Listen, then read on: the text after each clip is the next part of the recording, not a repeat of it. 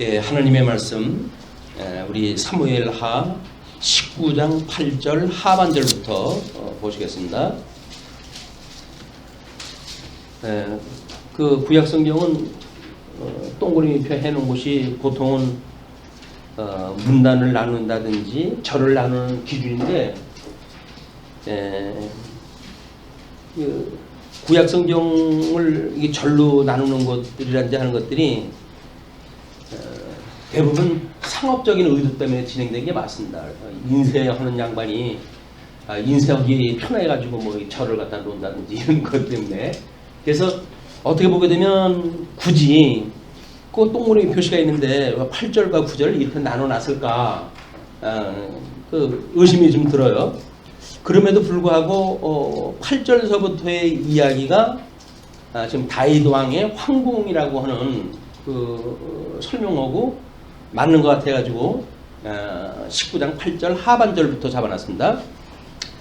그래서 15절까지 이제 민심의 수습과 다윗의 복위에 대한 이야기가 나오는데요. 보시죠. 이스라엘은 이미 각기 장막으로 도망하였더라. 이스라엘 모든 지파 백성들이 변론하여 이르되 왕이 우리를 원수의 손에서 구원하여 내셨고 또 우리를 블레셋 사람들의 손에서 구원하셨으나 이제 압살롬을 피하여 그 땅에서 나가셨고 우리가 기름을 부어 우리를 다스리게 한 압살롬은 싸움에서 죽었거늘 이제 너희가 어찌하여 왕을 도로 모셔올 일에 잠잠하고 있느냐 하느니라. 일단 10절까지 내용을 보게 되면 좀 이스라엘 백성들이 각기 장막으로 다 도망을 했어요. 그래서 이게 오합지졸이라는 겁니다. 오합지졸은 어떤 영향력에 의해 가지고 무엇인가 거기에 중심 세력이 된 것 같으면 사방에서 사람들이 몰려요.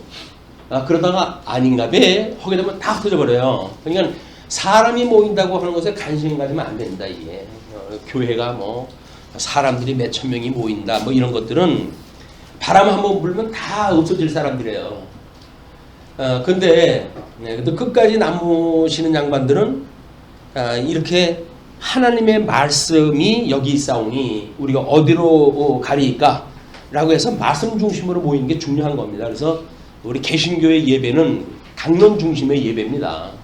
근데 이제 이 강론 중심으로 예배를 듣다가 보니까는 재미가 없는 거예요. 맨날 뭐 예수 잘 믿으라는 얘기만 나오는 것 같고 재미가 없다고 보니까는 사람들이 자꾸 관심이 떨어지잖아요. 자, 그러면 목회는 교회 성도들을 뭐 이렇게 활성화하다 하고 이제 그러는 것이 상당히 중요한 이유 중에 하나인데, 그럼 이걸 어찌할까? 그것이 신비적인 접근이에요.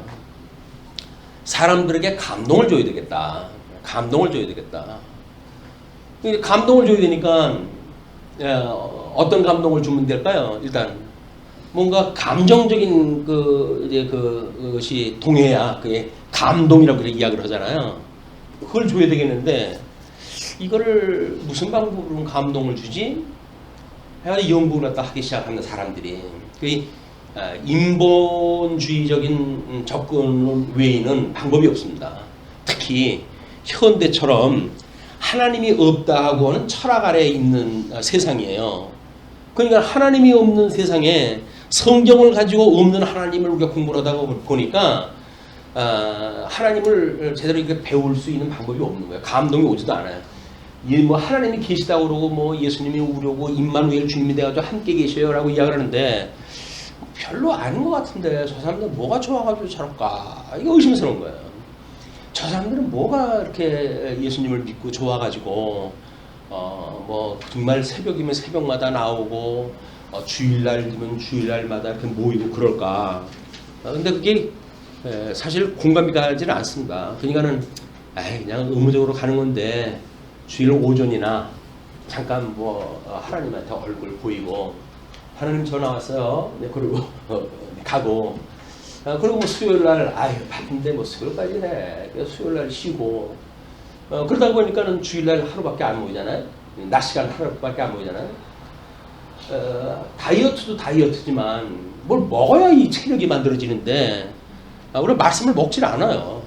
말씀을 먹질 않고 다이어트로 해가지고 성도들이 아주 이렇게 피곤이 상접할 정도로 날씬해지려고 합니다. 그 이야기가 감동이 있을 마음의 여지가 없어요. 그만 먹고.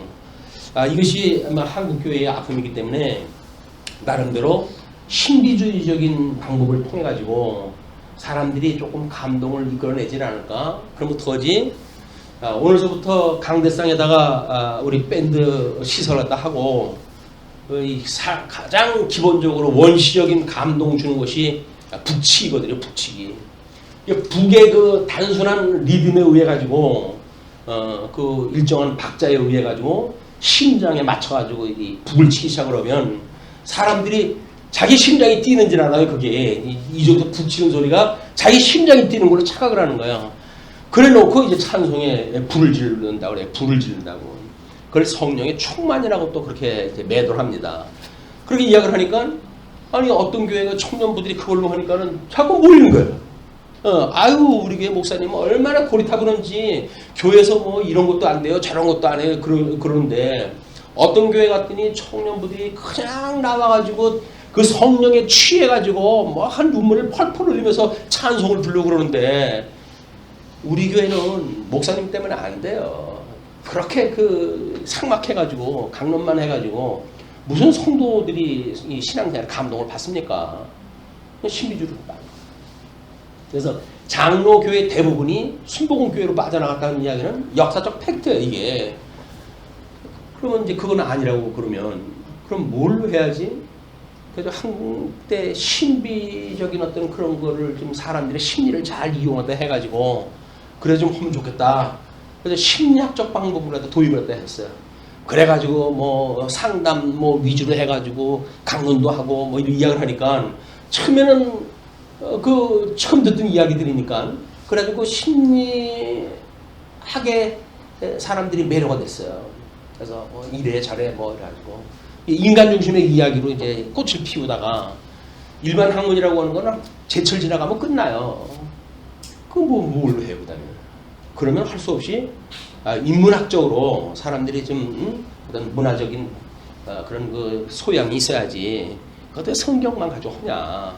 그렇게 해가지고 이제 인문학적으로 접근한다 하는 거예요. 인간의 뭐 이런 얘기 저런 얘기, 어머니 이야기가 제일 감동 주는 거 아닙니까? 시인 쳐놓고 어머니에 대한 주제가 없는 시가 없어요. 다 그 어머니에 대한 건 이야기를 해요. 제가 그 하나를 소개해드렸어요.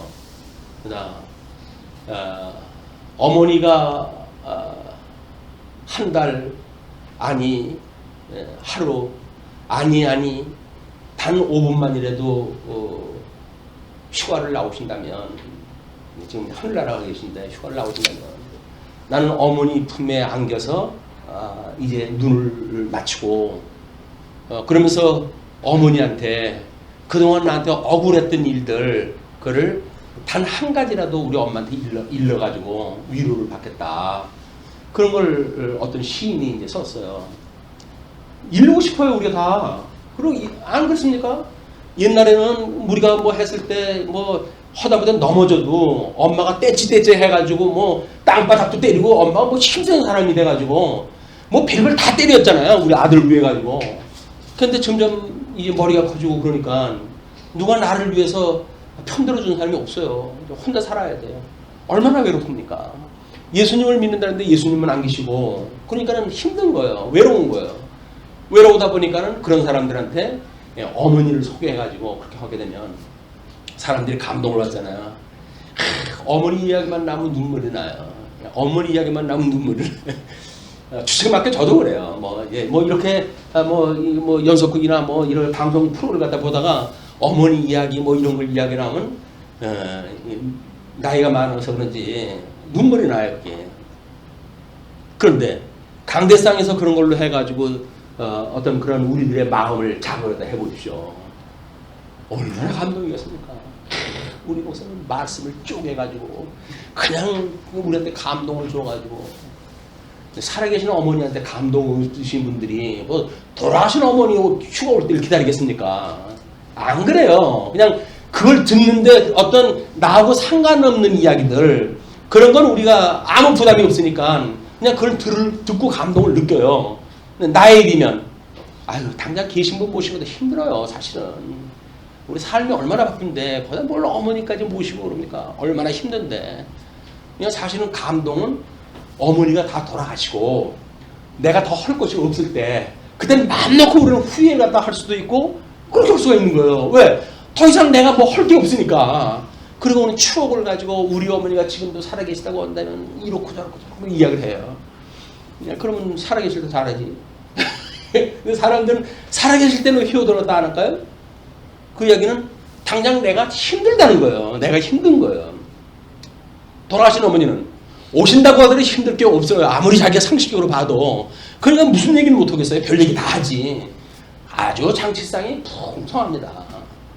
그런 마음이 정말 성도들이 뭐 한 가족에 둘러앉아가지고 우리 부모님 그렇게 사랑하는 부모님과 함께 사는 가족처럼 그렇게 할 수가 있을 것 같아요. 근데 그렇지가 않아요. 그래서 인문학적으로 빠진다고 하는 그 이야기가 한계가 있는 겁니다.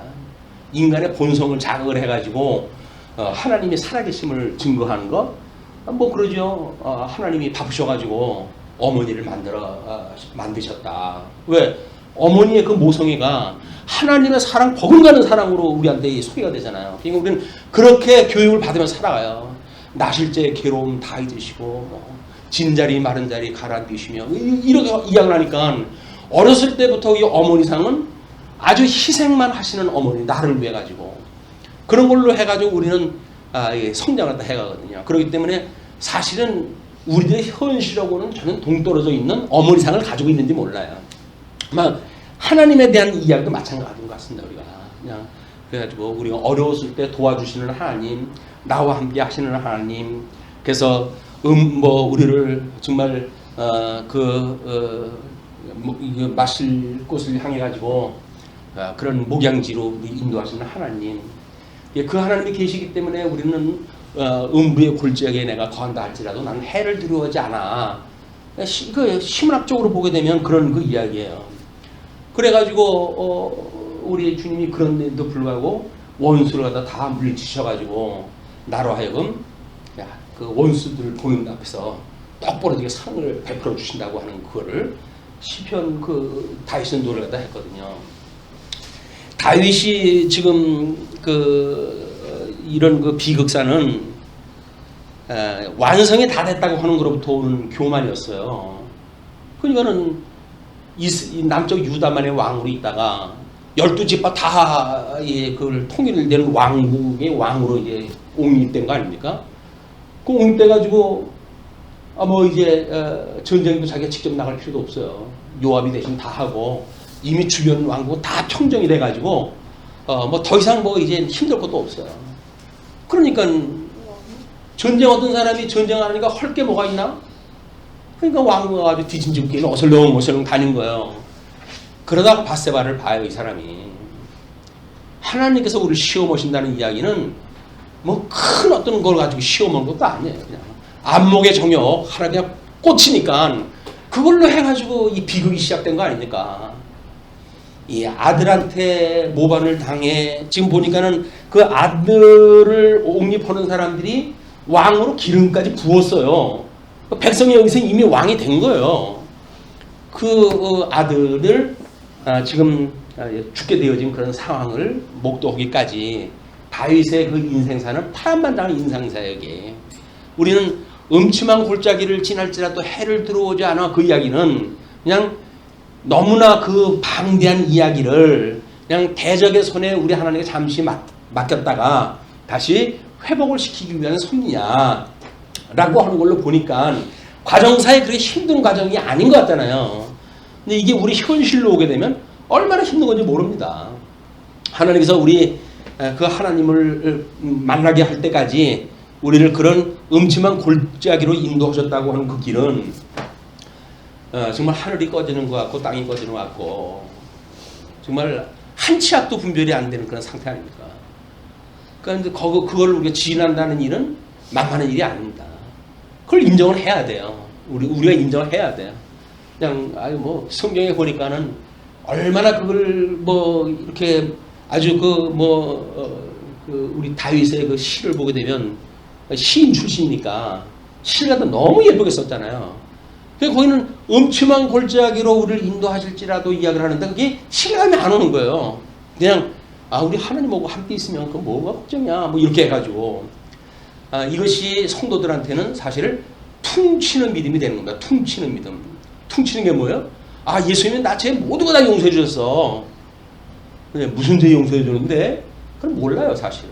하나님 다 언제 우리 신학적으로 언제 우리 주님이 다 그 위해서 갚아주신 거야.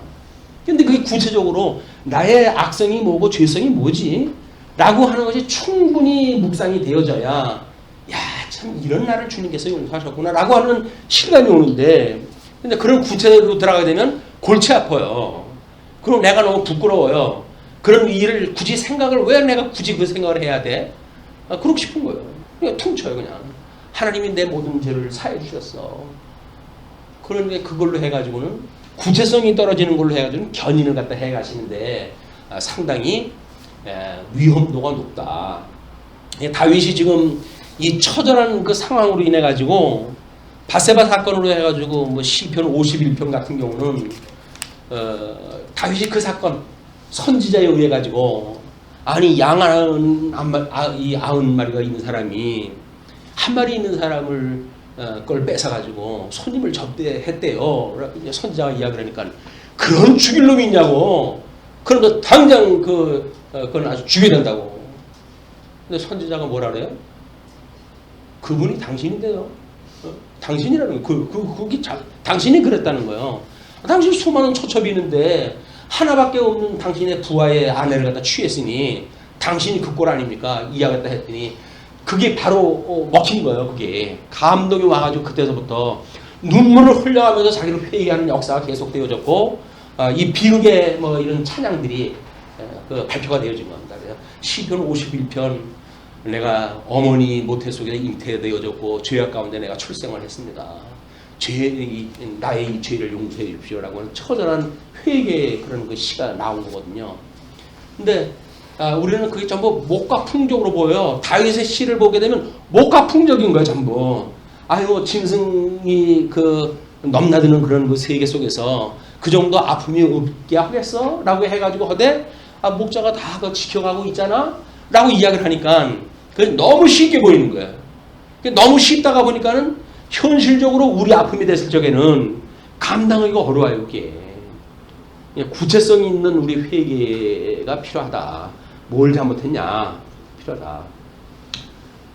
집사람하고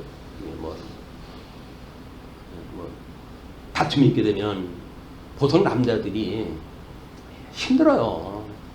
또 사랑하는 부인이 이렇게 어필하고 그러면 힘들어요. 그러니까 빨리 무마해야 될 거 아니겠어요. 내가 다 잘못했다. 내가 잘못했다. 그럼 그걸로 넘어가길 바래요. 남자들은. 잘못했다는데 뭐가 더 문제야. 내가 잘못했다는데. 근데 꼭 확인하세요. 뭐가 잘못했는데. 근데 사실 제가 잘못해서 잘못했다는 거 아니에요. 그냥 그걸 모면하기 위해서 잘못했다고 그러는 거지. 근데 그걸 따져 물으면 나보고 어떡하란 말이에요. 죄가 있어가지고 잘못했다는 것도 아닌데. 그러면 궁하잖아요. 변명하기가 궁하잖아요. 그래서 다시 원점으로 또 돌아가요. 힘든 시간이 또 시작돼요. 힘든 거예요, 이게. 근데 우리 주님 앞에 나가는 것도 마찬가지인 것 같아요. 주님 앞에 주님 이 죄를 용서해 주세요라고 해가지고 새벽에 그냥 꾸부려가지고 기도한다 했는데 주님께서 들려오는 음성이 네가 뭘 그렇게 잘못했니? 라고 물어보는데 잘못한 게 없어요. 이거 참 신앙생활을 하는 낭패입니다. 이게 낭패. 우리 죄를 깨닫지 못하는 것만큼 낭패가 없어요.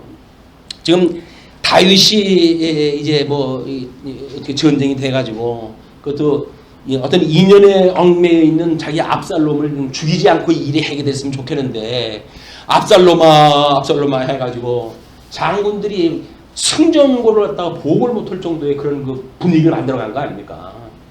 근데 어쨌거나 이제 압살롬은 다윗은 잃었고 역사는 거기서 일단락이 됐어요. 자기가 쫓던 사람이 없어졌는데 목자를 치면 양이 흩어진다고 그랬나요? 예수님만 치면 예수님 제자만 흩어지는 게 아니에요.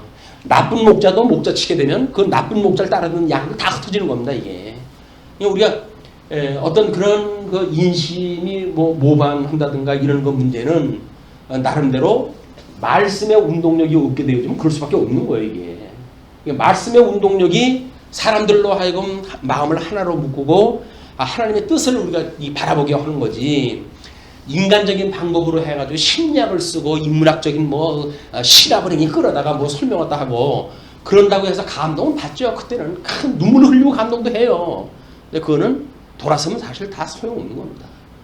과연 말씀이 임재해가지고 일용할 양식이 되어져서 오늘 그 말씀을 붙들고 내가 살아가는가가 문제인데, 근데 그 말씀은 아니 뭐 말씀이라는 게 실체가 없잖아요. 이게 뭐 성경이 말씀이라는데 성경 이거 66권을 다 어떻게 해요?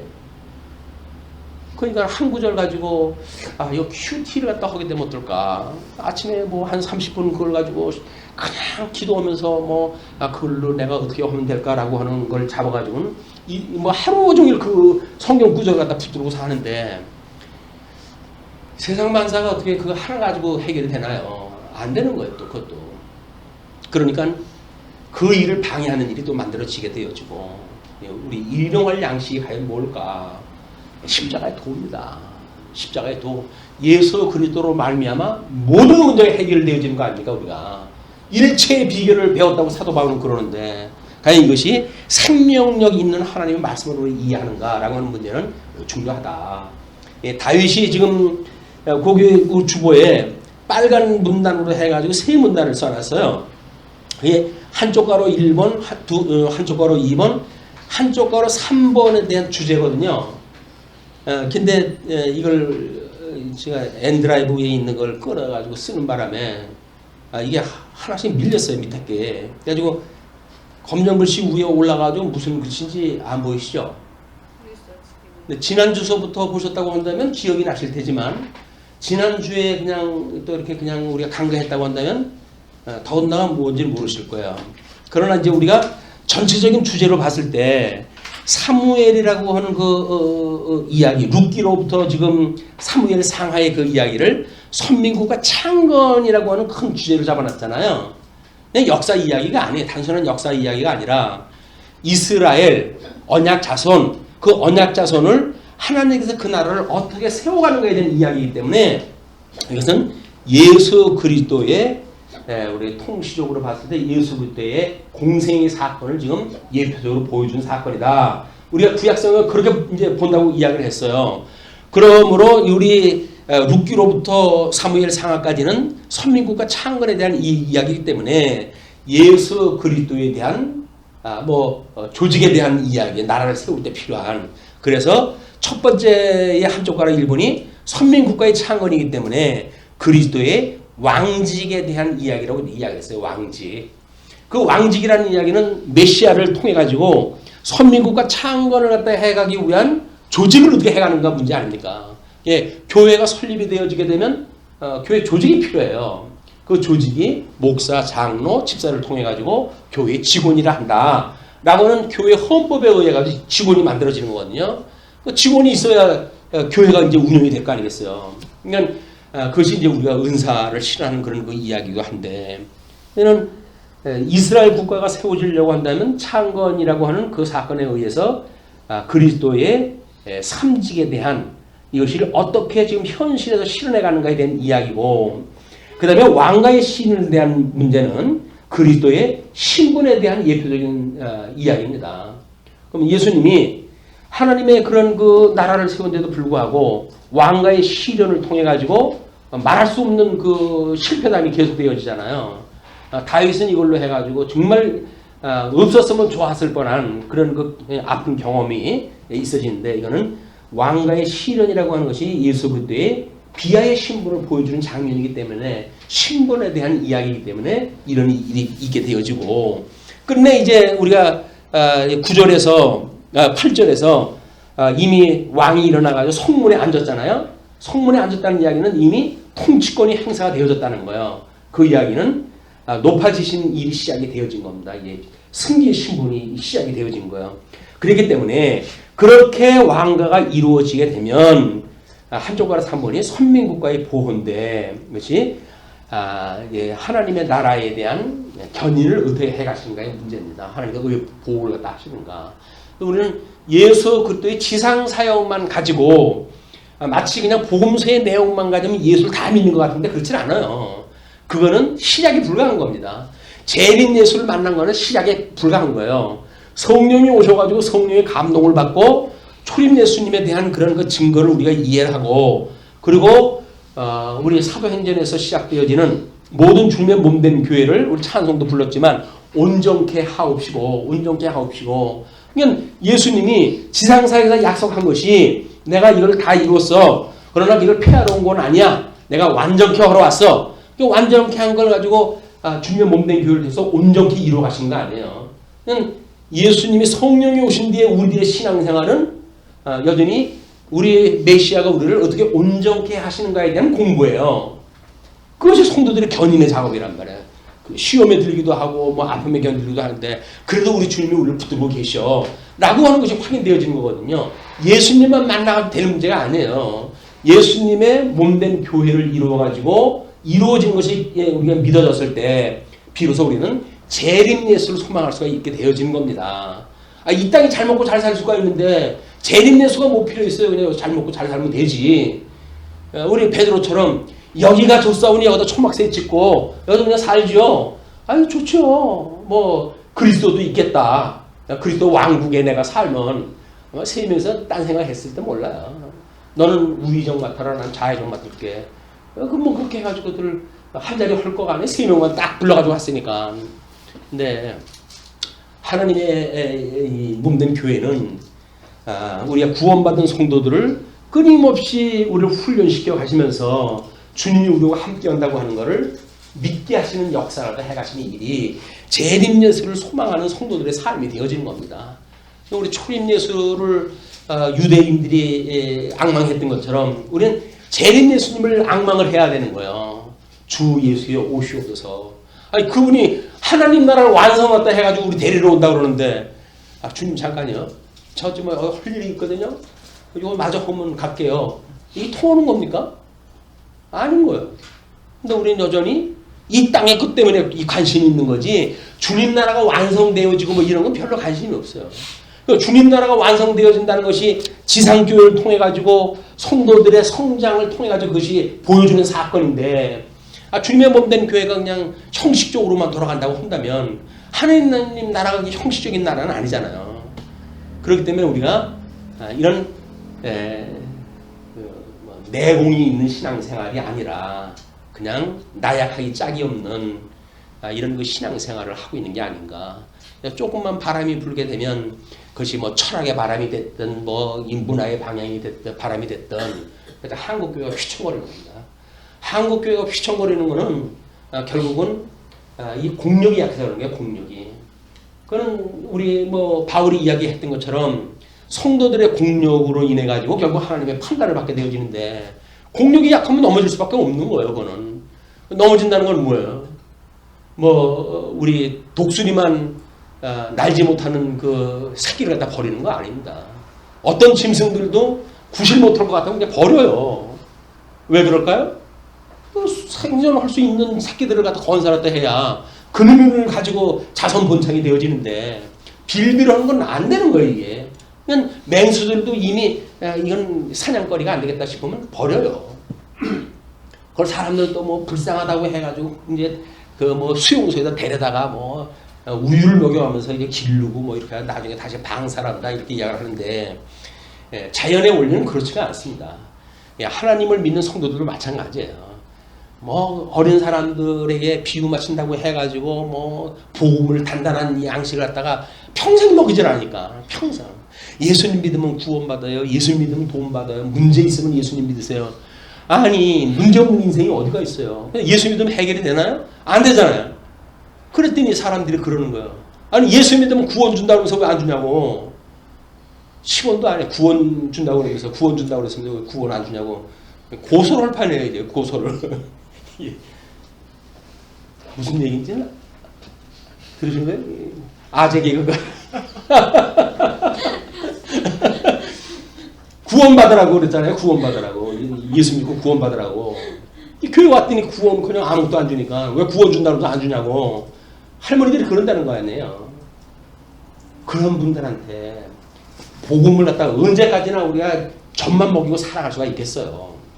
그래서 적어도 단단한 음식을 먹어서 이런 이 각양 다른 이단 집단들이 만들어지고 또 세상 철학으로 인해 가지고 공격을 당했을 때 우리가 당당하게 설 수 있는 성도가 되어지는 것은 그냥 시대적 사명이라고 보여집니다. 근데 그 교회 아무나 시키지 않아요. 하나님께서 이미 그런 그 교회는 하나님께 정해 놓았다고 보여지고 하나님 그 일을 위해서 우리를 갖다 세웠다고 한다면 우리는 아마 훈련이 배나 더 셀 수가 있어요. 그걸 각오하셔야 돼요. 이제 우리 그 말씀운동 서원교회는 진리를 지키는 일에 있어서는 배나 더 어려운 훈련이 있을 수 있다. 이거를 어린아이처럼 해가 생각이 들어가지고 아유 나 힘들어서 나 못해 나 편한 교회 갈 거야. 사람 많은 데 가가지고 그냥 왔는지 안 왔는지도 모르겠고 그냥 잠깐 들렸다가 그냥 가고 그러면 편하지 내가 왜 거기 가가지고 뭐 그 세상 짐을 내가 다 진 것처럼 그렇게 어려운 짐을 지냐. 난 그 일 못하겠다 라고 생각이 드신다고 한다면 오해예요. 그게 하나님의 크나큰 사랑에 대한 확증인데 그게 귀찮다고 한다면 아니 결혼해가지고 뭐 일가를 이루겠다는 이야기는 피차 힘들어가지고 일고 가겠다는 거 아니에요? 나 뭐 돈이나 많아지라 할 때는 돈도 없네 결혼해가지고 남편 보니까 쌩고생하게 생겼으니까 내가 저 인간 믿고 내가 평생 왜 살아야 돼? 저 사기 결혼이야 해가지고 이혼해버리고 말고 이렇게 되면 아무것도 아니잖아요 이게. 이 가정을 이끈다는 이야기는 교회를 이끈다는 이야기는 이거는 배나 힘든 시험거리가 있다. 그럼에도 불구하고 하나님의 말씀이 우리로 하여금 감당할 수 없는 믿음으로 인도해 가신다고는 확신 이것이 제법 그래도 훈련받은 사람들의 소망입니다. 우리가 뭐 바람아 불어라 우리 아가서에만 나온 게 아니야. 동풍아 불어라 남풍아 일어나라. 그 이야기는 물론 아수르와 애굽 그런 전쟁에 대한 이야기고 틈바구니 속에서 이 아래를 갖다 하는 유대인의 그런 노래지만은 그것이 지금 입장에서 보게 되면 마찬가지입니다.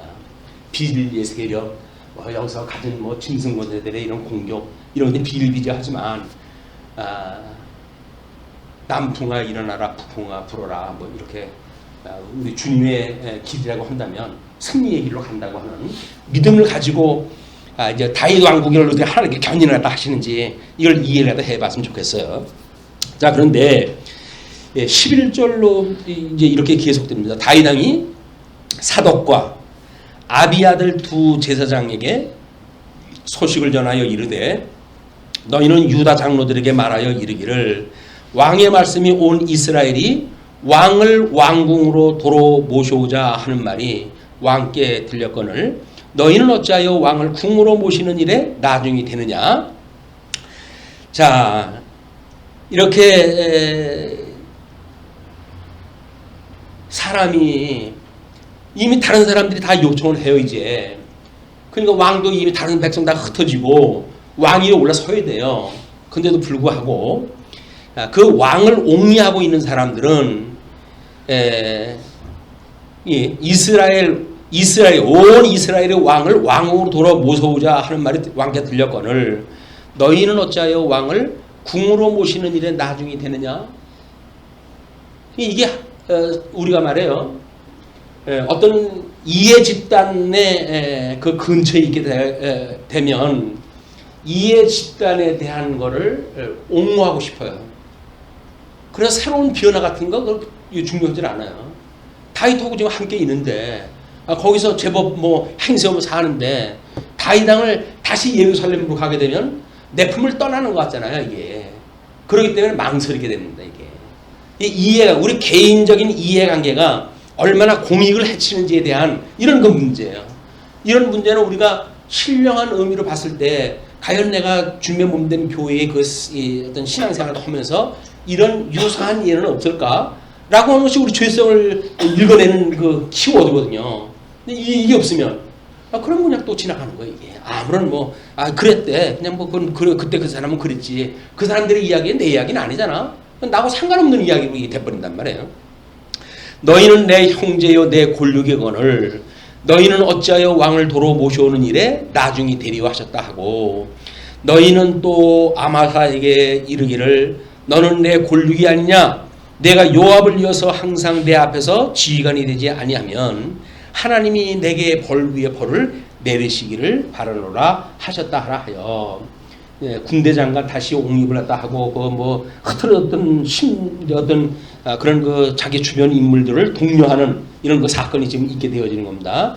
그래서 모든 유다 사람들의 마음을 하나같이 기울게 하며 그들이 왕께 전가를 보내어 이르되 당신께서는 모든 부하들과 더불어 돌아오소서 한지라.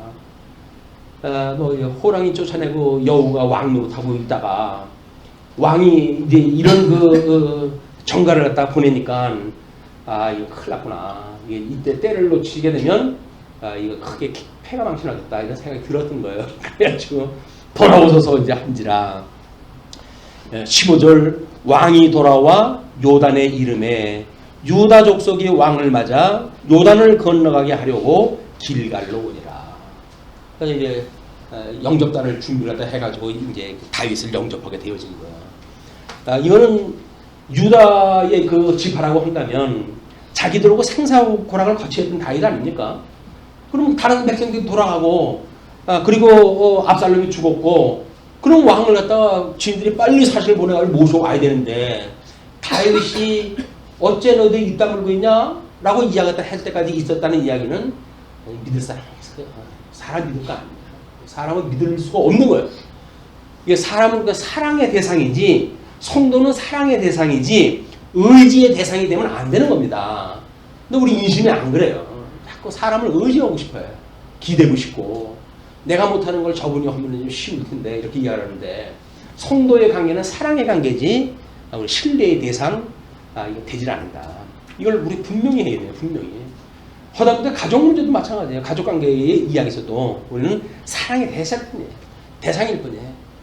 내가 너를 갖다 어떻게 키우는데 해가지고 뭐 그렇게 해봤자 자식은 자식의 인생이 있는데 길러줬다고 해가지고 부모님한테 그거 갚으려고 내 인생 포기할 수는 없잖아요. 자식은 어쩔 수 없이 자기 인생 꾸려가는 거예요. 또 이것이 하나님을 우리가 배우는 사람들의 일이라고 보여집니다. 너무 자녀들한테 부담을 주게 되면 내가 너 어떻게 키우는데 너 모른 척 할 거야? 라고 이야기하면 어떻게 해요 이거. 참 모른 척 할 수도 없고 그래 이야기하는데 그러니까 또 뭐 이렇게 마음에 없는 걸 가지고 의무적으로 일을 하다 보게 되면 형식적 관계나 진행이 되지 마음을 다하는 마음을 주는 사랑의 관계가 안 이루어진단 말이에요. 이게 한자 가족도 그러는데 교회에서 이게 가능합니까? 정말 성령의 역사가 아니면 불가능한 겁니다. 성령의 역사로만 가능한 일이니 우리가 은혜를 구해야 돼요. 주님의 몸된 교회가 이런 그 복음을 지키고 전승하기 위해서는 배나 우리의 하나님 앞에 기도가 필요한 때다. 우리가 기도를 해야 됩니다. 특별히 또 중요한 사역을 우리가 맡고 있다고 한다면 더더군다나 그렇겠죠. 이런 그 기도가 필요하다. 16절로부터 23절을 보시게 되면 심의의 사죄 요청과 용서를 이제 장면이 소개가 되어지는데 하나님 우리 다윗을 갖다 있는 대로 저주했던 그 심의의 사건이에요. 바후림에 있는 베냐민 사람 게라의 아들 심의가 급히 유다 사람과 함께 다윗 왕을 맞으러 내려올 때에 누가 왔는가 우리가 잘 점검을 갖다 해야 되겠죠. 그렇지만은 같은 시각으로 보면 안 됩니다. 저주했던 사람도 포함되어져 있어요 거기에. 그러니까 베냐민 사람 1000명이 그와 함께하고 사울 왕가에 속해져 있는 사람이니까 원래 뭐 망한 집도 3년 먹을 것이 있다고 제법 세력이 있는 사람이거든요. 그러니까 베냐민 사람 1000명이 그와 함께하고 사울 집안의 종 시바도 그의 아들 15과 종 20명과 더불어 그와 함께하여 요단강을 밟고 건너 왕 앞으로 나오니라. 자석 이 가족들 어떤 세력을 보니까 만만치 않은 세력들의 이 집안이 아주 융성했던 집안이거든요. 그러니까 간이 배밭으로 나가지고 다윗을 갖다 있는 대로 저주를 갖다 할 수가 있었죠. 네, 왕의 가족을 건너가게 하며 왕이 좋게 여기는 대로 쓰게 하려 하여 나룻배로 건너가니 왕이 요단을 건너가게 할 때에 게라의 아들 시므이가 왕 앞에 엎드려 왕께 아뢰되 내 주여 원하건대 내게 죄를 돌리지 마옵소서. 내 주 왕께서 예루살렘에서 나오시던 날에 종의 패역한 일을 기억하지 마시오며 왕의 마음에 두지 마옵소서. 왕의 종 내가 범죄한 줄 아옵기에 오늘 요셉의 온 족속 중 내가 먼저 내려와서 내 주 왕을 영접하나이다 하니 수루야의 아들 아비새가 대답하여 이르되 시므이가 여호와의 기름 부으신 자를 저주하였으니 그로 말미암아 죽어야 마땅하지 아니하니까 한지라. 다윗이 이르되 수루야의 아들들아 내가 너희와 무슨 상관이 있기에 너희가 오늘 나의 원수가 되느냐. 오늘 어찌하여 이스라엘 가운데서 사람을 죽이겠느냐. 내가 오늘 이스라엘의 왕이 된 것을 내가 알지 못하리요 하고 왕이 시므이에게 이르되 내가 죽지 아니하리라 하고 그에게 맹세하니라. 그래서 경사날에는 원수 같은 거 갚는 거 아니에요. 좋은 날에는 원수 같은 거 갚는 게 아니다. 자기 세력이 아무래도 이제 뭐 확보가 되어지고 그랬다고 해가지고 원수 갚는다고 해가지고 있는 대로 숙청하고 이런 거는 나중에 할 일이지 자기네가 할 일이 아니다. 그래서 지금 다윗은 이런 모든 일들을 이제 자기 사건이 끝나고 사울이 왕이 올라왔어요. 사울한테 좀 당부를 했다 해요. 얘 아무개는 이렇게 했다. 너 조심해야 돼. 그래야 사울이 다 처리를 했다 해요. 자기 때에는 이제 더 이상 손을 안 대요. 왜? 하나님께서 진분이 힘들어갖고 교육을 받았기 때문에 아휴 내가 어떻게 내 손에다 피를 덤으시냐. 가뜩이나 피 많이 묻혔다고 해가지고 하나님께서 성전도 못 지게 하는데 이제 그거는 정말 나쁜 일인가 하나님께서 그렇게 하시는 걸로 보아서는 내 손으로 원수 갚는 게 아니로구나. 이런 거 교육이 돼가지고 원수를 갚질 않아요.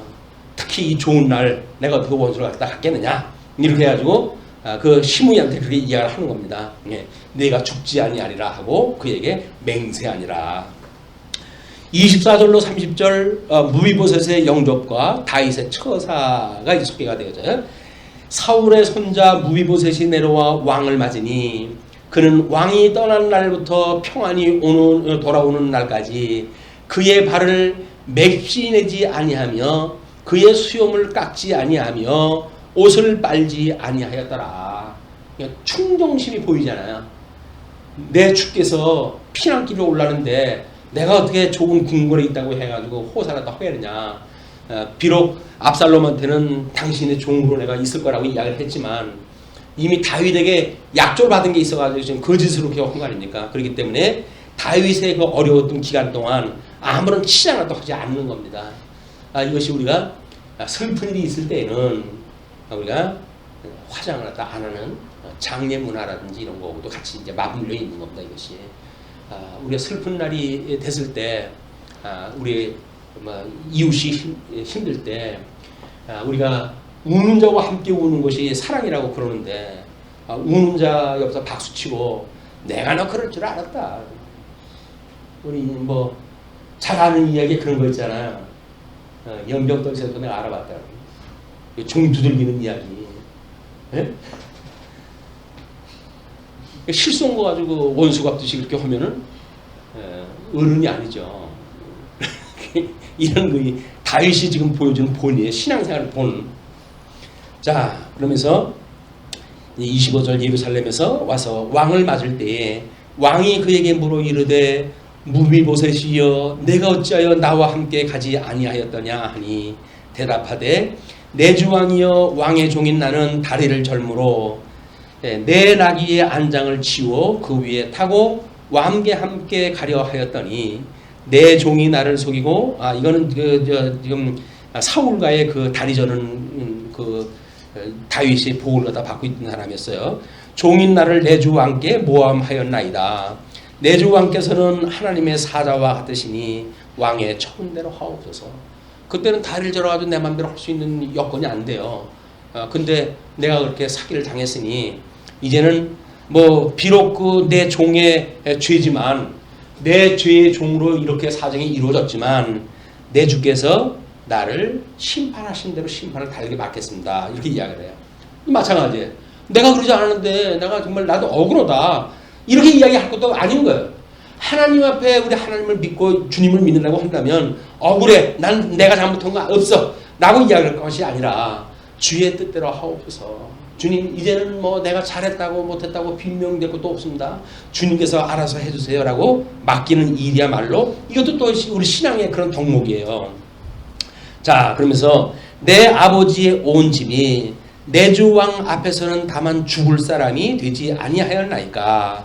그러나 종을 왕의 상에서 음식 먹는 자 가운데에 두셨사오니 내게 아직 무슨 공의가 있어서 다시 왕께 부르짖을 수 있사오리까. 이미 그 사울 왕가의 마지막 왕손으로 해가지고 대접을 딱 해준 것만 해도 분에 넘칩니다. 그런 거 이야기죠. 그러니까 왕이 그에게 이르되 내가 어찌하여 또 내 일을 말하느냐. 내가 이르노니 너는 시바와 밭을 나누라 하니. 시바가 뭐 엄청나게 재산이 있으니까 나눠가지고 함께 살 거라도 이야기를 해요.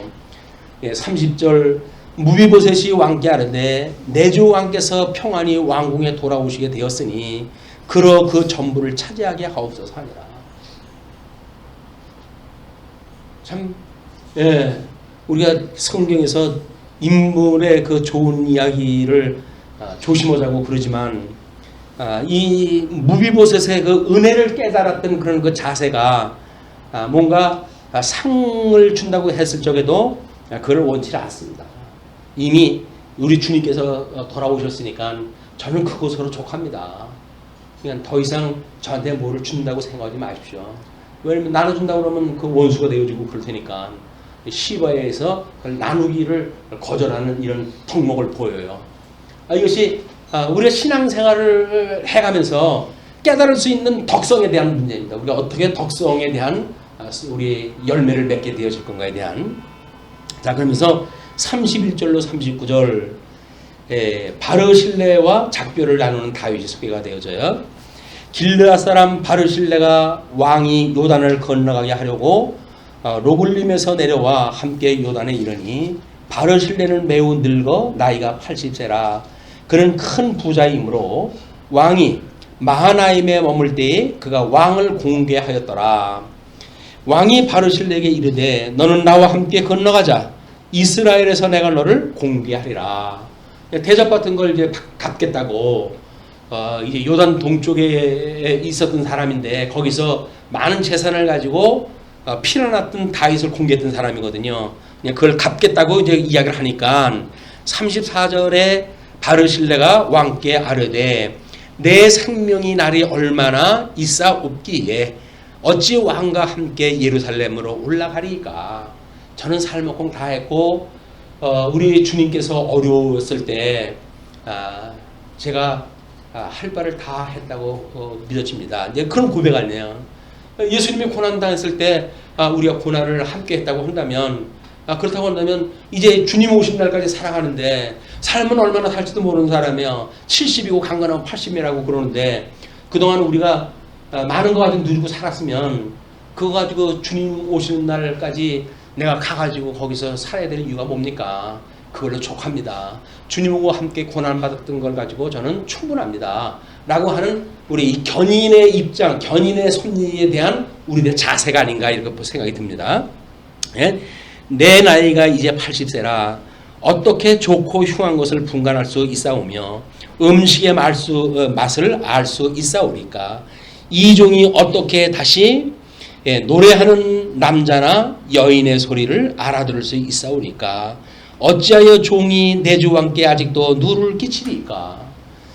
이 노인의 신앙 고백이 우리 참 어떻게 보게 되면 노인에게서 중요한 그런 그 상태인지도 몰라요. 우리 전도서에서도 보았지만 창문이 어둡고 길거리에는 맷돌 소리가 들리지를 아니하고 이것이 전부 늙으면 그 밥을 씹을 수 있는 이가 없어지니까 맷돌 소리가 없어진다는 거예요. 창이 어두우면 눈이 어두워가지고 바깥이 어두운 거예요. 그리고 작은 새소리에 잠을 깨고 깊은 잠을 못 자니까 그냥 조금만 부스럭 소리가 있어도 우리가 눈을 뜨게 되어지고 그러는 것이 노인의 특징이다. 근데 우리 그런 걸 내가 늙어보지 않아도 모르잖아요. 그러니까 뭐 아버지나 뭐 어머니 이제 모시는 분이 그냥 뭐 잠을 못 이루고 그냥 푸시럭푸시럭 그러면 엄마 제발 잠 좀 자자. 왜 그렇게 잠을 못 자게 그렇게 귀찮게 하냐. 그분들 그러고 싶어서 그렇습니까? 안 되는 거예요. 나이를 먹으면 어쩔 수가 없는 거예요. 우리는 늙어보질 않으면 모르니까. 그럼 자기가 선생 노릇을 다 해가지고 쓸데없는 짓 한다고. 근데 그렇지 않아요. 그분들의 한계인 거예요. 늙으면 있을 수 있는 한계예요. 그걸 모른다는 이야기는 내가 늙어가지 않는다는 이야기예요. 우리 자녀들도 당장 우리들 보고 그러잖아요. 아유, 그런 거 이야기를 그렇게 하십니까? 뭐 이야기를 해요. 아니, 얼마 전까지만 해도 엄마가 이래라, 뭐 아빠가 이래라 그러면 네 하던 애들이 머리 좀 컸다고 해가지고, 아유, 엄마, 제발 좀 그냥 알아서 할게요. 그렇게 되면 왠지 서운한 거예요, 이게. 저 자식이 머리 커졌다고 해가지고 지멋대로 헐겠다고 이런 생각이 드니까 그걸 버리지 않으면 그러면 이제 아들하고 왼수 줘야지. 어쩔 수 없지. 뭐 자기도 일가를 이뤄가지고 뭐 장가간 아들이라고 한다면 며느리 오고 일가를 갖다 이루어야지. 엄마 때문에 안 해버릴 수는 없는 거 아니에요. 근데 우리는 자꾸 시어머니가 며느리 오고 그 아들 오고 사이에서 내 편 들으라고 자꾸 이야기를 하니까 그래서 어려운 겁니다. 시자리가 그래서 어려운 거예요. 아니 신을 보냈으면 그냥 뭐 장가 보냈으면 그 며느리한테 맡겨야지. 예, 며느리 아내인데 그걸 자기가 주인 노릇을 하려고 하다가 보니까는 갈등이 잠을 잘 날이 없어요. 우리는 부모를 떠나 일가를 이루는 것이 결혼이에요. 부모를 떠나가지고 독립된 가정으로 이루어 가는 거예요. 그러니까 너무 우리 출가한 자녀들한테 이번 주일날 집에 안 오냐? 아주 부담이 돼요. 어른의 지가 아유 이제 내가 너무 안 간 것 같다. 미안한 마음이 있으면 오겠죠. 그때까지 참아야 돼. 하고 싶어도 참아야 돼. 한 번, 두 번, 사흘, 나흘, 일주일, 한 달 참아야 돼. 지도 생각이 있는데 허다못해 전에라도 하든지 뭐 오겠지. 그날 와가지고 뭐 하게 되면 왔구나. 뭐 이렇게 해가지고 뭐 덕담이라도 해주고 보내면 되지. 쉐끼 말이야. 언제 한번 오기만 해봐라. 소용없어요. 자기 살아야 돼요. 자기 아들도 자기가 살아야 돼. 자기 자녀하고 식도 들어오고 살려면 얼마나 바쁩니까 요즘 세상이. 근데 뭐 주일날은 교회도 나가야 되죠. 거기다 또 뭐 부모님 만나러 또 뭐 이날 쪼개고 저날 쪼개고 너무 힘들어요. 자녀 노릇하기 너무 힘들어요. 어른들은 그러죠. 어른 노릇하기 힘들어. 전부 힘든 세상이에요. 아니 근데 다 예수를 갖다 믿는다고 다 힘드냐고요. 노인은 노인대로 힘들고 젊은이들은 힘들고 자녀는 자녀대로 힘들고 이런 일들이 왜 일어나요 이게 교회에서. 이거는 사랑의 관계가 아니라 인적관계가 다 만들어가니까 이게 인적관계가 되니까 너는 내가 낳은 새끼야. 너 근데 지금 머리 컸다고 나한테 지금 반항하는 거야? 머리 커가지고 반항하면 안 됩니까?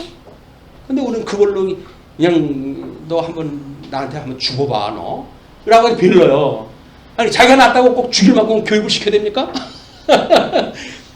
이게 어쩔 수 없는 우리 인간의 관계다.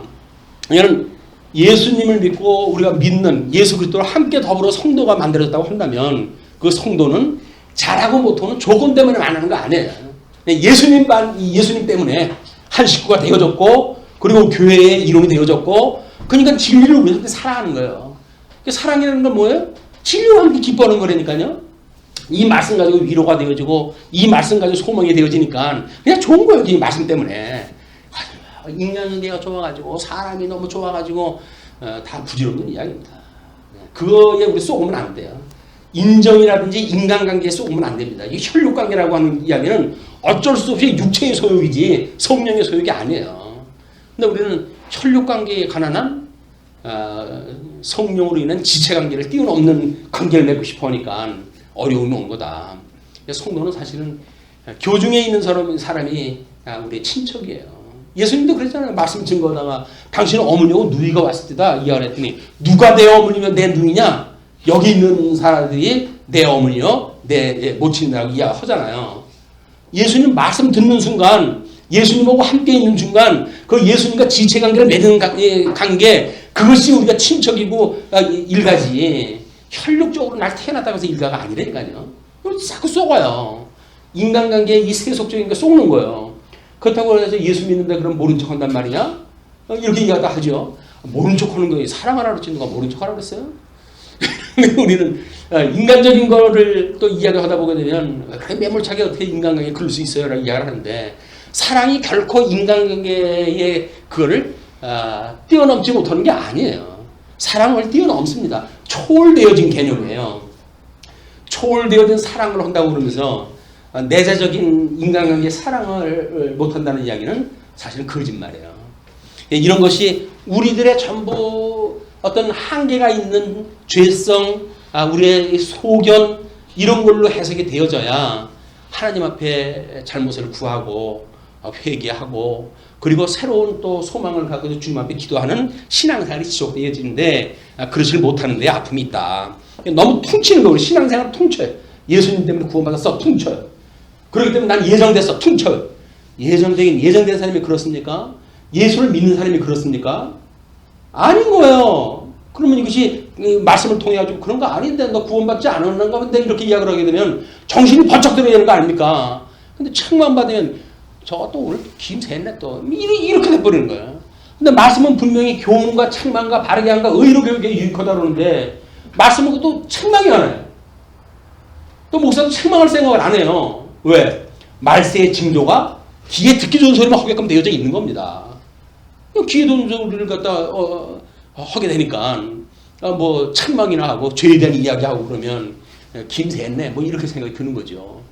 근데 우리의 죄성을 이야기를 하는 그거는 잠자고 있는 우리들의 그런 본능을 갖다가 이게 알게 하는 일이기 때문에 필요한 거예요.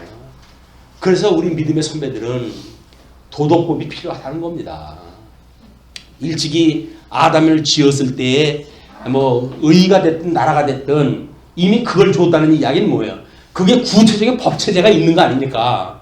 예수님의 구속사건으로 상관없이 그게 있는 거예요. 그래서 예수님이 우리를 구원을 시켜줘가지고 이제 더 이상은 우리들의 뭐 저주를 해갈 수 있는 그런 항목은 아니더라도 보편적으로 이 인간이 가지고 있는 죄성이 뭔지를 알게 되어지는 그런 이유 때문에 도덕법이라고 필요하다고 본 거예요. 그걸 뭐 성경이 어디 도덕법이라고 나와져 있느냐? 나와져 있어야 믿습니까? 삼위일체 하나님은 어디 나와 있어가지고 믿습니까? 그게 성경 전체가 말하는 바니까 우리가 믿는 거지. 그걸 무슨 그 잘난 머리를 가지고 뭐 합리적인 걸 가지고 이게 뭐 옳다 그러다 이야기하는 거는 정상적인 접근 방법이 아니다. 믿음의 선배들이 이야기한 거는 일단 긍정적으로 봐야 돼요.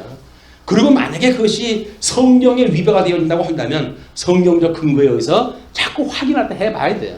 정말 이분들이 성경을 잘못 이해해가지고 이렇게 말했어요. 자꾸 봐야 돼.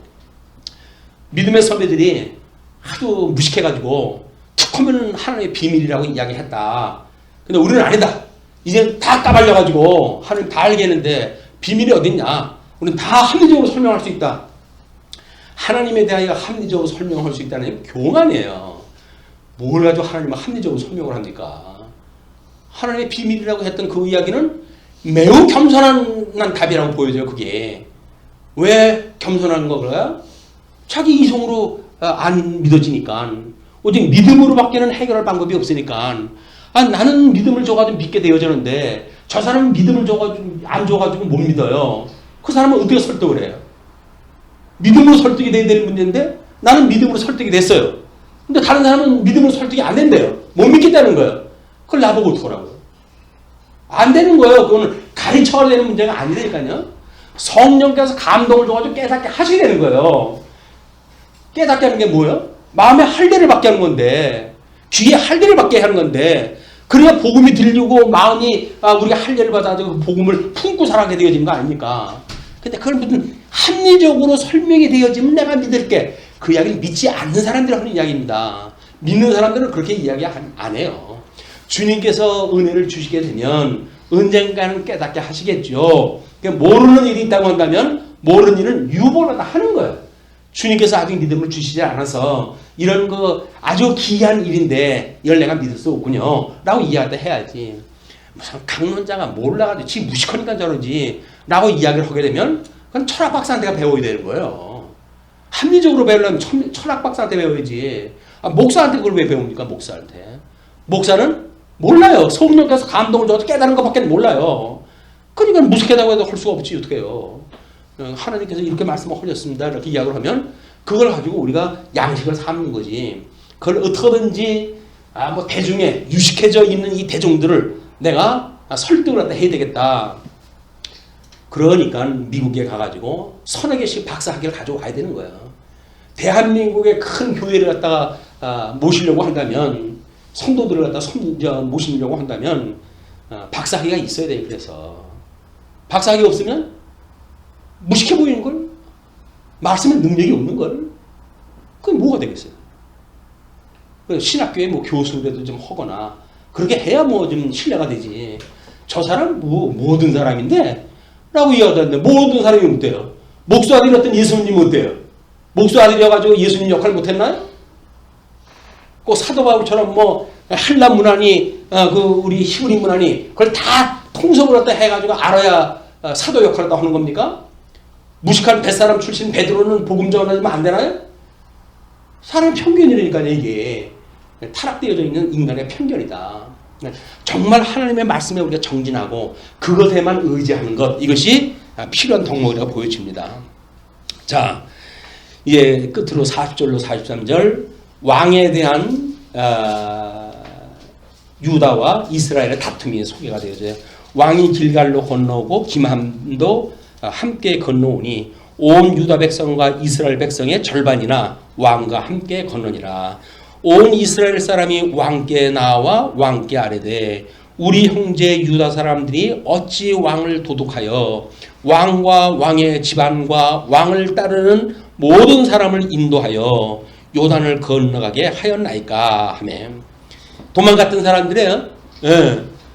지네들 아슈리온 대민들 아주 공격하려고 그러다가 자기 수장이 죽다가 보니까 전사를 나가니까 전부 도망쳤던 사람들이거든요.